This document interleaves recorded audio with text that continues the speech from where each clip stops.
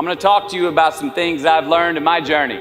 Most from experience, some of them I heard in passing, many of them I'm still practicing, but all of them I do believe are true. Now, they may be truths to me, but don't think that that makes them mine, because you cannot own a truth. So please think of these as signposts, approaches, paradigms that give some science to satisfaction.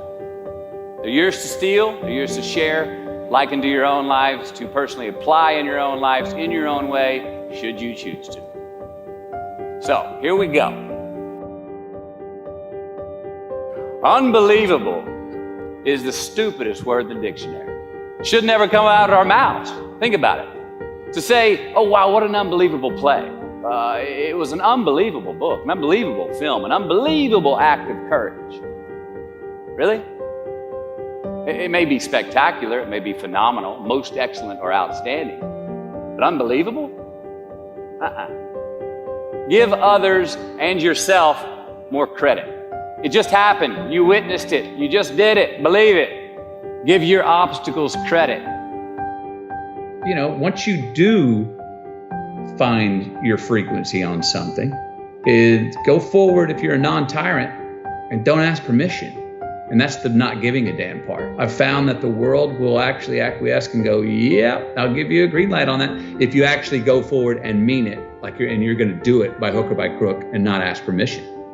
Life is not easy. It is not. Don't try to make it that way. Life's not fair. It never was. It isn't now, and it won't ever be. Do not fall into the trap, the entitlement trap, of feeling like you're a victim. You are not. Get over it and get on with it. And yes, most things are more rewarding when you break a sweat to get them. Sit here in that discomfort long enough to go, okay, until you come out the other side to go, all right, I'm good with me again. I don't want to leave a place I traveled to until I get to the point of going, I could live here.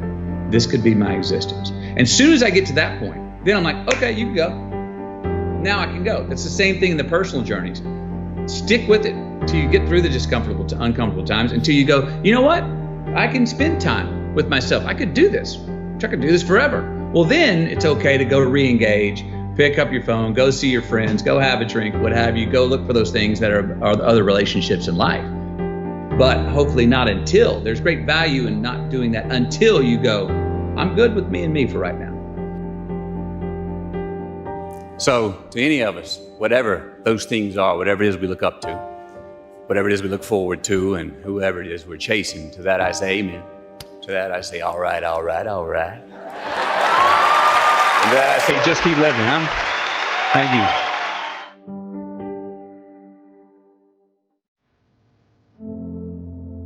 you. See, happiness is an emotional response to an outcome. If I win, I will be happy. If I don't, I won't. It's an if-then, cause and effect, quid pro quo standard that we cannot sustain because we immediately raise it every time we attain it. See, happiness demands a certain outcome. It is result reliant. And I say, if happiness is what you're after, then you're going to be let down frequently and you're going to be unhappy much of your time. Joy, though, joy is a different thing. It's something else. Joy is not a choice. It's not a response to some result. It's a constant. Joy is the feeling that we have from doing what we are fashioned to do.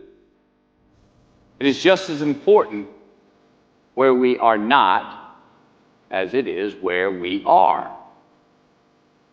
Look, the first step that leads to our identity in life is usually not, I know who I am, I know who I am. That's not the first step. The first step is usually, I know who I am not. Process of elimination. Defining ourselves by what we are not is the first step that leads us to really knowing who we are. South of New Orleans, a few years ago, and I went to a voodoo shop, and they had this wooden partition against the wall of these columns. And in these columns were all these vials of these magic potions, right? And the headings above each potion defining what they would give you were things like fertility, health, family, legal help, energy, forgiveness, money. Guess which column was empty? Money.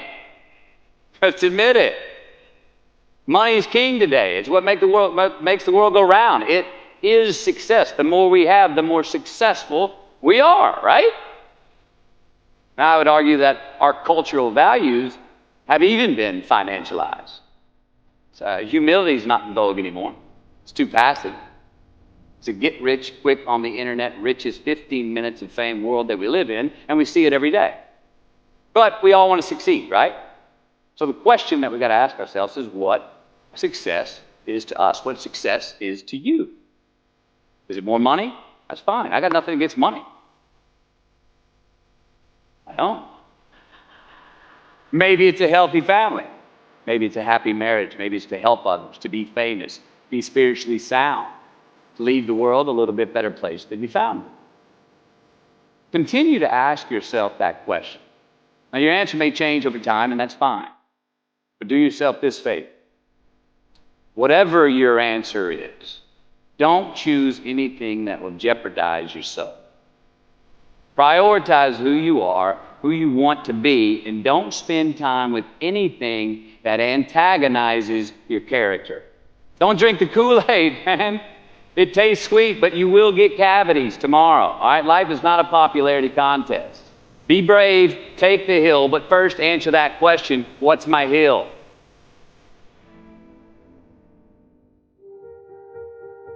There's a responsibility to freedom, and that there is freedom in responsibility. You know, and that earn your way there. We remember the stuff we earn, the stuff we experience, more than what the teacher tells us or what someone gives us for free. We just do. We broke a proverbial sweat on it, whether it's mental or physical or whatever. We built it. We understand. We felt how we got it, how we achieved it, how we got what we wanted. Those stick with us. Whether we forget them intellectually, they were written in our lineage, and they build resilience, and they build a healthy, true optimism going forward to know that, oh no, I've worked for something before and achieved it. Delayed gratification. Oh, there are choices I can make today for myself that will pay me back later in life. So there are choices we make. If you're going to say right now, I'm going to lie, cheat, and steal to get what I want, and I got it. I got an immediate green light for me. That's a battery-powered green light. That's not a solar-powered green light. Why? Because now, everywhere I go, I got to look over my shoulder to see if someone's there that I lied, cheated, and stole from. And when I'm doing that, I'm stealing whose time? My time. I'm not free. I don't have the freedom. I didn't create freedom in my future because I chose to make an irresponsible act that I left crumbs. I've now got reasons to look over my shoulder. And the more things we do to create in our future that we got to look over our shoulder, the more of our most precious thing we have in our life's time that we're stealing from ourselves. So it's not puritanical. It's just like, it's actually self-serving. It's a very selfish choice. And I'm a fan of the word selfish. I've helped redefine it. But I believe that there are selfish choices we can make that are the most selfless, that there are selfless choices that we can make that are the most selfish choices. Those two are not a contradiction, and we see them that way. Responsibility is appreciation of a past. It's building of a lineage. It's investing in ourselves. It's investing in something we started to build yesterday that we want to take into tomorrow. There's a response that gives us freedom. So be brave, have courage, and when you do, you get stronger, you get more aware, you get more respectful of yourself and that which you fear.